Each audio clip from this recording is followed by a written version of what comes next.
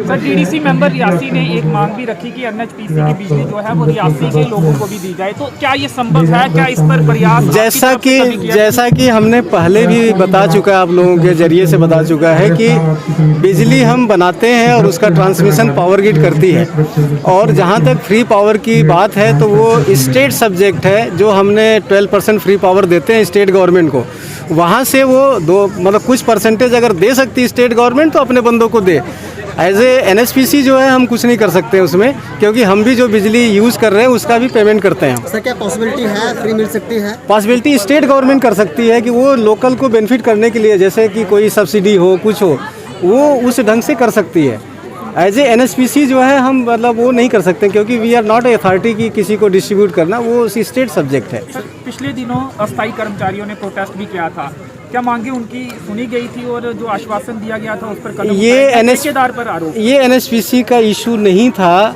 Basically ये था कि कॉन्ट्रैक्टर के थ्रू जो बंदे लगे हुए हैं उस कॉन्ट्रैक्टर और वर्कर के बीच में था, कुछ 2 बंदों को, कुछ या 2 या 3 बंदों को रिप्लेस कर दिया था उसने, जो पिछले 4-5 साल से थे, और वो भी जो रिप्लेस किया लोकल बंदे हैं। तो ये बेसिकली जो मुद्दा था ये कॉन्ट्रैक्टर वर्सेस वर्कमैन था, क्योंकि ये परमानेंट जॉब नहीं है, ये कॉन्ट्रैक्ट वर्कर है। हर साल चेंज कॉन्ट्रैक्टर होता है, तो ये वर्कर को कॉन्ट्रैक्टर से बात करना पड़ेगा कि उनका क्या चीज़ें हैं, कैसे है, जो भी चीज़ें हैं उसको रखता है नहीं रखता है, ये टोटली कॉन्ट्रैक्टर का इशू है। अगर कॉन्ट्रैक्टर के स्तर पर कुछ खामियां हैं या फिर पैसों की डिमांड, जिस तरह के आरोप लगाए जा रहे थे, तो ऐसे में एनएचपीसी का दखल नहीं करेगी? नहीं, उस पर एनएचपीसी कैसे करेगी? कोई भी चीज़ अगर कहीं ना कहीं वो चीज़ें प्रूफ आता है कि नहीं ये कहीं कुछ ऐसा चीज़ है, ये क्योंकि आप लोगों के थ्रू या किसी के थ्रू ऐसे ब्लैक एंड वाइट में उसको अगर लाता है कोई, और जो कल्प्रिट है, जो उसका भुक्तभोगी है, वो अगर लाता है, तब फिर उसके बाद डेफिनेटली एनएचपीसी एक्ट कर सकती है। तो आज ही के दिन जो 1987 में कमीशन हुआ था और जो आज़ादी का अमृत महोत्सव मना रहे हैं, उसी संदर्भ में ये मिनिस्ट्री ऑफ पावर से एक डायरेक्शन आया था कि सलाल पावर स्टेशन का एक आइकॉनिक डे मनाया जाए, और आज 20 नवंबर को इसका आइकॉनिक डे मनाया गया। एज ए उसको रिमेम्बरेंस बोल लीजिए कि आपके 34 साल हो गए, और 34 साल के उपलक्ष्य में आज इसका आइकॉनिक डे बनाया गया।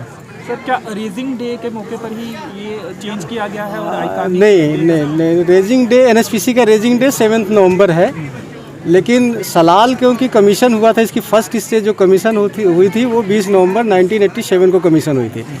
तो इसलिए इसको जो है ये जो आइकॉनिक डे आज मनाने का जो निश्चय किया गया था, और उसी के उपलक्ष्य में हमने जो लोकल पब्लिक रिप्रेजेंटेटिव हैं, आप जैसे मीडिया कर्मी हैं, जो सरपंच हैं, सभी को बुलाया था। और एनएचपीसी का जो एक जर्नी रही, सलाल पावर स्टेशन से लेकर के किशनगंगा तक, जब 1987 में सलाल कमीशन हुआ, देन उरी 1, उरी 2, दुलस्ती, उसके बाद किशनगंगा सेवा, तो इस ढंग से एक जर्नी एनएचपीसी ने शुरू की थी।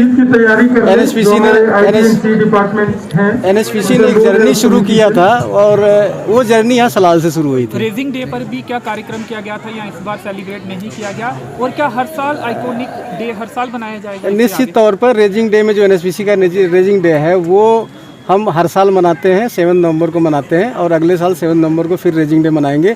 आइकॉनिक डे जो है वो इस आज़ादी के अमृत महोत्सव में मनाने के लिए बोला गया था, तो ये हर साल नहीं मनाया जाएगा, इस साल जो है आज़ादी। टीडीसी मेंबर के माध्यम से आपने बताया कि एनएचपीसी किस तरह से बिन इलाकों में काम करते हैं, क्या मान के चले इस तरह के कार्य आगे भी देखने को मिलेंगे यहाँ पे द्वारा? डेफिनेटली ये एनएचपीसी जो है पूरे डिफ़िकल्ट एरिया में, डिफ़िकल्ट टेरेन में काम करती है, और खाली हाइड्रो प्रोजेक्ट ही नहीं बनाती है, उसमें जो कहीं भी किसी एरिया में प्रोजेक्ट आता है तो उसकी सराउंडिंग्स में वो डेवलपमेंट ऑटोमेटिकली, जब क्योंकि इन्वेस्टमेंट जितना करोड़ साल रुपये का जब इन्वेस्टमेंट होता है, तो उसमें लोगों को कहीं ना कहीं डायरेक्टली इनडायरेक्टली बेनिफिट मिलता ही मिलता है।